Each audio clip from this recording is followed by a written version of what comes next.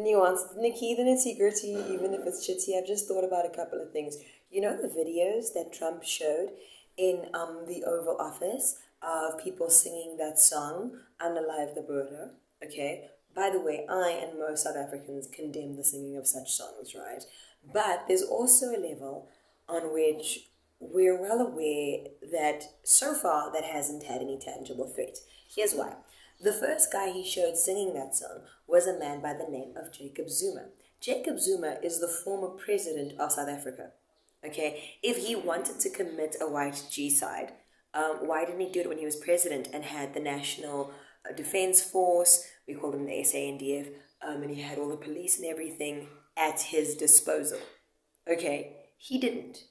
Secondly, he's break away. You know the current president, you saw Cyril Ramaphosa, he broke away from his party. Okay. Secondly, the other man, Julius Malema. Okay, very interesting character. The first thing to understand about Julius Malema is he will say whatever he needs to say to stay in the press. So he's recently said, Trump can't tell me what to do. I'm going to sing the song anyway. Right? Because that's a chance to be controversial and stay in the press. However, he doesn't mind if those things are contradictory. Like he'll go ahead and sing that song and then turn around and go, why aren't white people voting for me more? I do want to be careful here because often, he is caricatured in the press. But I also want to say that, okay, he's been accused of being paid to say this rhetoric to appease a small black minority in South Africa and more people, which we'll talk about in a second, by white billionaires.